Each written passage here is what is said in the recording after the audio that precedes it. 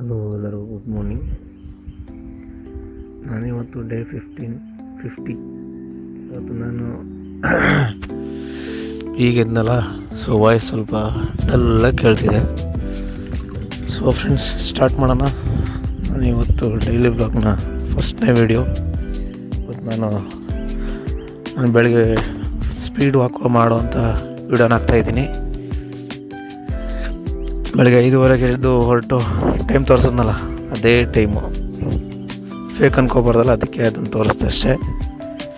So ನನ್ನ video ಹೇಗಿದೆ ಅಂತ ನಂಗೆ ಗೊತ್ತಿಲ್ಲ. ಚೆನ್ನಾಗಿದೆಯೋ ಚೆನ್ನಾಗಿಲ್ವೋ ಅದು ನನಗೆ ಗೊತ್ತಿಲ್ಲ. ಚೆನ್ನಾಗಿಲ್ಲದೆ ಇರಲಿ, ಮಾಡಿದ್ದೀನಿ. ದಯವಿಟ್ಟು ಎಲ್ಲರೂ ಸಬ್ಸ್ಕ್ರೈಬ್ ಮಾಡಿ, ಲೈಕ್ ಮಾಡಿ, ಹಾಗೆ ಬೆಲ್ ಐಕನ್ ಒತ್ತಿ ಎಲ್ಲರೂ ಸಪೋರ್ಟ್ ಮಾಡಿ. ನಾನೀಗ ಮನೆಯಿಂದ ಹೊರಟಿದ್ದೀನಿ. ಯಾಕೆಂದರೆ ನಾನು ತುಂಬ 93 ವೆಯ್ಟ್ ಇದ್ದಿದ್ದು. ಈಗ ಡೇ 50. ನಾನು ಪ್ರತಿದಿನ ಸ್ಪೀಡ್ ವಾಕ್ ಮಾಡ್ತಾಯಿದ್ದೀನಿ, ಓಡ್ತಿಲ್ಲ, ಸ್ಪೀಡ್ ವಾಕ್ ಮಾಡ್ತಾಯಿದ್ದೀನಿ. ಸೊ ನಾನೀಗ ಡೇ 50ಗೆ 4 kg ಇಳಿಸಿದ್ದೀನಿ. ಏನೂ ಡಯಟ್ ಇಲ್ಲ. ಟೀ ಕುಡಿಯೋದನ್ನ ಬಿಟ್ಟಿದ್ದೀನಿ, ಶುಗರ್ನ ಕಡಿಮೆ ಮಾಡಿದ್ದೀನಿ. ಮತ್ತು ಡೈಲಿ ಸ್ಪೀಡ್ ವಾಕ್ ಮಾಡ್ತೀನಿ, ಎಕ್ಸಸೈಸ್ ಸ್ವಲ್ಪ ಮಾಡ್ತೀನಿ. ಸೊ 50 ದಿನಕ್ಕೆ 4 kg ಕಡಿಮೆ ಮಾಡಿದ್ದೀನಿ. ಇದನ್ನು ಸಪುರಾಗಿರೋರು, ದಪ್ಪ ಇರೋರು, ಸ್ವಲ್ಪ ನನ್ನಂಥ ಸೋಂಬೇರಿಗಳನ್ನೂ ಸಹ ಟ್ರೈ ಮಾಡ್ಬೋದು. ಯಾಕೆಂದರೆ ದಪ್ಪ ಇದ್ದರೆ ನಾನು ಸಣ್ಣ ಆಗಬೇಕು ಅಂತ. ಯಾರಪ್ಪ ಬೆಳಿಗ್ಗೆ ಎದ್ದು ಒಂದಿನ ಮಾಡಿ ಚೆನ್ನಾಗಿ ಓಡ್ಬಿಟ್ಟು ಇನ್ನೊಂದಿನ ಅಯ್ಯೋ ಯಾರಪ್ಪ ಓಡೋರು, ಇದೆಲ್ಲ ಯಾವನಿಗೆ ಬೇಕು, ನಾಳೆ ಮಾಡೋಣ, ಇನ್ನೊಂದಿನ ನೋಡೋಣ ಅಂತ ಅಂದ್ಕೊಂಡಿರೋರು ಇದನ್ನು ಟ್ರೈ ಮಾಡ್ಬೋದು. ಏಕೆಂದರೆ ಇದು ನಾನೇ ಟ್ರೈ ಮಾಡಿ, ನನ್ನಂಥ ಸೋಂಬೇರಿನೇ ಟ್ರೈ ಮಾಡಿ ಸ್ವಲ್ಪ ಸಕ್ಸಸ್ ಆಗಿರೋ ಇದು ಅದರಿಂದ ನಿಮ್ಗೆ ಹೇಳ್ತಾ ಇದ್ದೀನಿ, ನೀವು ಟ್ರೈ ಮಾಡ್ಬೋದು. ನೋಡಿ, ಇದು ಹಿಂಡಿ ರೋಡು, ದೇವರಿಪ್ಪಗಿಟ್ಟು ಹಿಂಡಿ ರೋಡ್. ಇದು ನಾನು ಸ್ಪೀಡಾಗಿ ವಾಕ್ ಮಾಡ್ತಾಯಿದ್ದೀನಿ. ಸೊ ಹಂಗಾಗಿ ಈ ಥರ ತೋರಿಸ್ತಾ ಇದ್ದೀನಿ. ನೀವು ಮೊದಲೇ ನೋಡಿದ್ರಲ್ಲ, ಅದು ಅಂಬೇಡ್ಕರ್ ಸರ್ಕಲ್ಲು.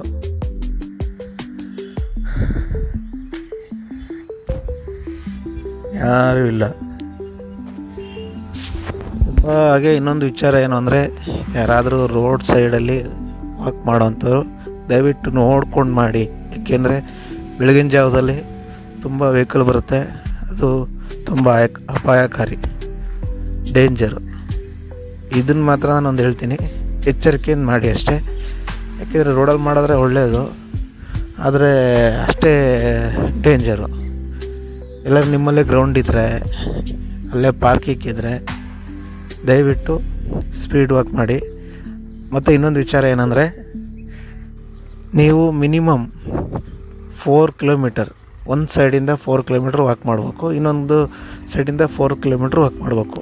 ನಾನು ಪ್ರತಿದಿನ 4 ಇಲ್ಲ ಅಂದ್ರೂ ಒಂದು 6-7 ಕಿಲೋಮೀಟ್ರ್ ಅಂತೂ ಮಾಡ್ತೀನಿ. ಸೊ ಪ್ರತಿದಿನ ಮಿಸ್ ಮಾಡ್ದೇ ಮಾಡ್ತೀನಿ. ಒಂದೊಂದು ದಿನ ಒಂದು ತಿಂಗಳಲ್ಲಿ ನನಗೆ ಈಗ 50 ದಿನದಲ್ಲಿ 2-3 ದಿನ ಮಿಸ್ ಆಗಿದ್ದುಂಟು. ಏಕೆಂದರೆ ಸ್ವಲ್ಪ ಆಚೆ ಈಚೆ ಹೋಗಿರೋದ್ರಿಂದ ಮಾಡಿಲ್ಲ. ಆದರೆ ಪ್ರತಿದಿನ ಮಿಸ್ ಮಾಡಲ್ಲ, ಅಷ್ಟು ಹೋಗ್ತೀನಿ.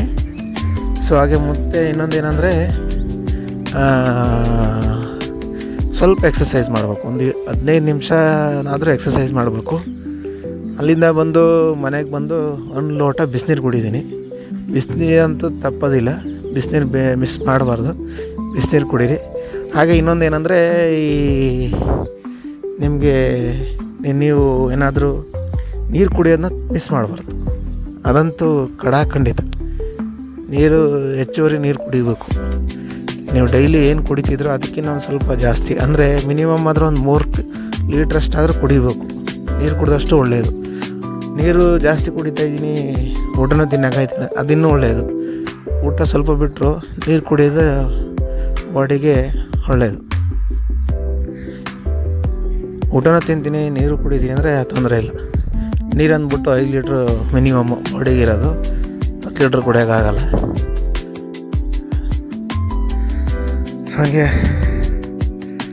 ಇದೇ ಮುಂದೆ ಹೋಗ್ತಾ ಇದ್ದೀನಿ. ಇದು ಇಂಡಿ ರೋಡು ನೋಡಿ. ಬೆಳಗಿನ ಜಾವ ವೆಹಿಕಲ್ ಬರೋಲ್ಲ, ಸ್ವಲ್ಪ ಕಡಿಮೆ ವೆಹಿಕಲ್ಲು ಈ ಟೈಮಲ್ಲಿ ಓಡಾಡುತ್ತೆ, ಇಲ್ಲ ಅಂತಲ್ಲ. ಸ್ವಲ್ಪ ಬೆಳಕಾದಾಗೆ ಸ್ವಲ್ಪ ಬರ್ತಾ ಓಡಾಡುತ್ತಿದೆ. ಎಂಡಿಂಗು ಇದು ಮೊರಾರ್ಜಿ ದೇಸಾಯಿ ಸ್ಕೂಲ್ ಕಾಣ್ತಾ ಇದೆಯಲ್ಲ, ಅದು ಇಲ್ಲಿ ತನಕ ಬರ್ತೀನಿ. ಸೊ ಇಲ್ಲಿಂದ ರಿಟರ್ನ್ ಆಗ್ತೀನಿ. ಏಕೆಂದರೆ ನಂದು 5:15ಗೆ ಬಂದರೆ ನಾನು ಮತ್ತೆ ರಿಟರ್ನ್ ಹೋಗ್ಬೇಕಲ್ಲ. ಆ ಟೈಮಿಂಗ್ಸು 7:30 ಆಗ್ಬೋದು, 7ರಿಂದ 7:15 ಆಗುತ್ತೆ. ಸೊ ಹಂಗಾಗಿ ರಿಟರ್ನ್ ಹೋಗ್ತಾ ಇದ್ದೀನಿ. ಸೊ ನಾನು ಕೆಲಸ ಮಾಡಬೇಕಲ್ಲ, ಹಂಗಾಗಿ ಬೇಗ ಹೊರಟ್ಬಿಡ್ತೀನಿ.